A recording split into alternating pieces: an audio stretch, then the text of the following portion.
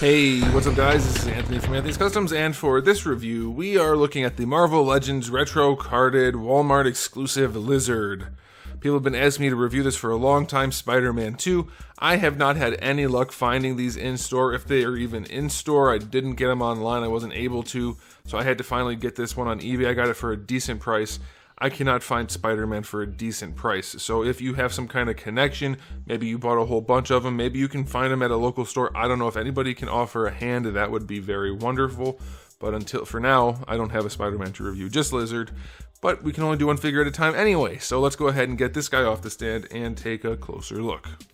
This guy stands almost exactly 16 centimeters to the top of the head, and that's going to make him just about 6¼ inches. Here he is up against Darwin.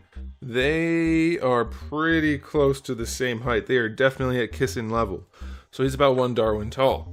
Now we're going to do a quick question of the day. Which version of Lizard do you like most? Do you like this comic accurate look, or do you prefer the 1990s Spider-Man animated series look? For me, it's all about that one. I don't care about this comic one with the round fingers and toes and the somewhat derpy head. If you like that, that is fine, and you lucked out with this release.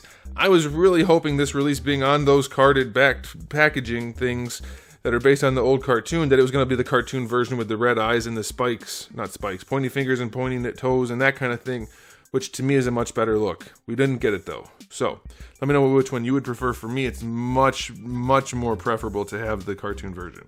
Alright, that's not to say there's anything wrong with this one, because it is not meant to be the cartoon version, apparently, even though it's on that card. It is meant to be the comic version, and this looks pretty darn accurate. They did a good job with the head sculpt. They got those googly white eyes. They got the kind of gecko-shaped fingers and toes. They did it right. They did a good job. So no complaints there. We do have, if you are more inclined to like the yellow eyes, they do have the yellow-eyed version with the slightly more aggressive-looking head. We'll talk about that in the accessory section. But no animated series version. So, bummer. Now, as far as paints go, I love that they applied a wash to the green. All of the green is sculpted with a little bit of a reptile texture. And I think that's fine. The sculpt could be a little bit more dynamic. You know, a little bit of a deeper sculpt. Because a lot of the spots don't have any of the texturing at all. But still, it looks good. And then the wash does bring it to life nicely. I love that. Unfortunately, there's no paint going on for the jacket. There is paint in here, but just to get the colors where they need to be. There's no like shading or detail work or anything for the shirt or pants. And if you ask me, the pants are not sculpted dynamically enough at all. It looks like a little kid's toy with the sculpt. There's no like pointy parts for the tattered parts of the pants. There's no movement to the sculpt really at all. It feels very dead from here to here. The jacket is okay and the lizard parts are good, but this, it's not really working for me. It's okay, but yeah, it looks like a kid's toy. Very shiny, very plasticky, pretty disappointing. I do like that the lab coat is a nice matte finish though. That's pretty nice. And I think it has a good sculpt to it. Pretty good flow. Little bit of dynamism going on there, so I like that. Ultimately, it does look pretty darn good for what it is. Again, I don't think it should be the comic version, but fair enough. So I'll go aesthetically speaking, 8 out of 10. It's really good. This main body part does let the rest of the figure down quite a bit, with the pants being so darn shiny and lifeless. Now, as far as the accessories go, you already saw the alternate head, but I'll talk about it. We have the head with the white eyes, and then we do have the head with the yellow eyes, and I do think they're done pretty well. I like the tongue sticking out. That's cool. Neither head has an articulated jaw. Missed opportunity. Seems kind of lazy to me. Come on. Like, everything NECA puts out that could have an articulating jaw does.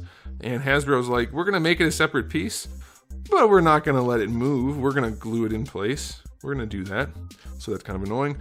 As far as hands go, we have the 2 open hands that come out in the package. Then you get a gripping hand and a fist hand. Those are fine.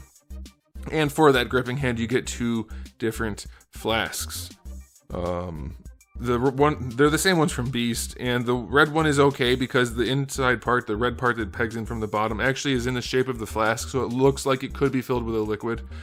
But the round one that has the yellow plastic pegged in from the bottom, it doesn't fill the flask. It's the most goofy, absurd looking thing ever, and it's like, why bother? Just don't do that.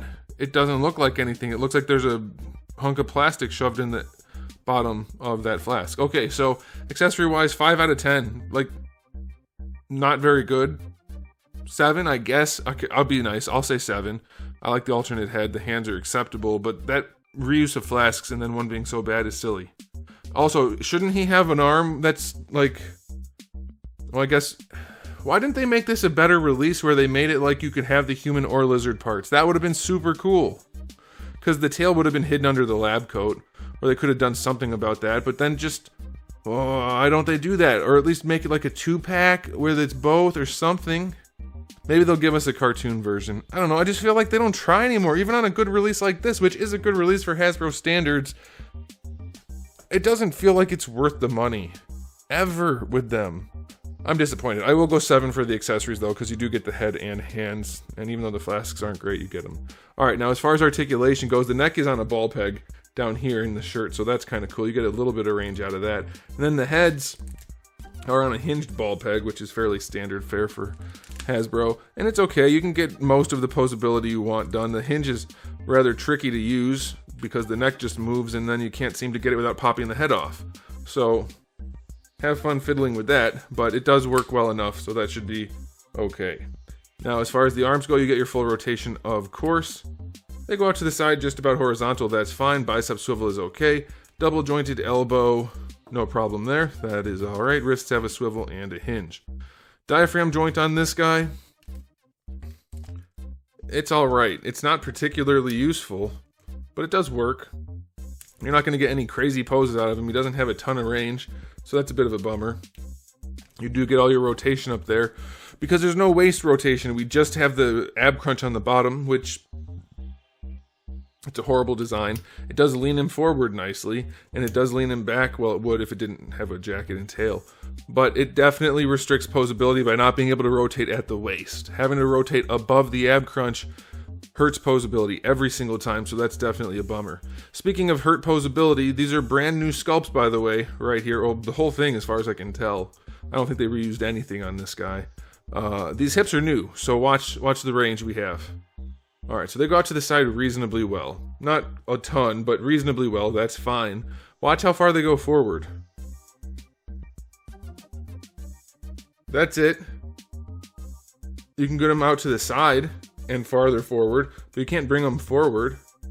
So if you want him to hunch at all, you have to spread his legs pretty far out to the side.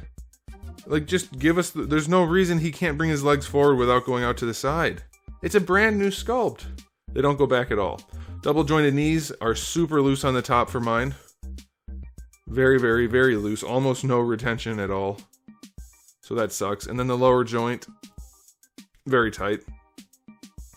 Let's see how the range is. Range is good. Proportioning is good. I like that. Very loose though. And then for the ankle, they go all the way back. That's nice. But going forward, almost none. Why? Ankle rocker is good. Tail is bendy, by the way. So if you like that, that's good. It rotates where it connects. And then as far as bendy goes though, it's... you can't really do much with it. Bendy stops right here in this third segment, so that's okay. The wire's long enough, but the wire's not strong enough for the plastic. Like, you're not doing any dynamic posing with this tail. Where's the box? Never gonna get even close to doing that. So, yeah, I mean, people kept telling me how good this release was, and again, for Marvel Legends standards, it's pretty good. But Marvel Legends standards are so low that anything that's not trash is a good one. It's not good enough. They don't put enough effort into it. It's a new sculpt and things are wrong with it again. There's still virtually no paint other than a wash, which is the easiest, cheapest way to paint anything. I don't get it. Articulation, I'll give it 7. It doesn't pose particularly well. Why? I don't know. Your guess is as good as mine. It's a brand new sculpt, but they didn't want the ankles to go forward. He's back heavy and his ankles don't go forward. That's annoying. The tail doesn't bend very well. Hips don't work very well. Torso doesn't pose very well. The jaws don't open and close. It's like they put the absolute minimum effort into their releases. I'll give this one a final verdict of 8 out of 10. It's better than most Hasbro figures, but or Hasbro Marvel Legends, I should say. Because a lot of other Hasbro figures are way better than the Marvel Legends. But all the Marvel fans just don't care, apparently, and just keep scooping them up and giving them no reason to try any harder. It could have been so much better. It could have been a 9.9 if they tried it all, but they didn't. Very disappointed. And that's for a good release. I don't know. It's very hard for me to support Hasbro Marvel Legends at this point. There it is, guys. Thanks for watching. If you enjoyed the video, please do give it a thumbs up. If you didn't, give it a thumbs down. And if you haven't subscribed, you should. I have new videos almost every single day and thousands already on the channel. So make sure you come back for all of that. And in the meantime, keep collecting.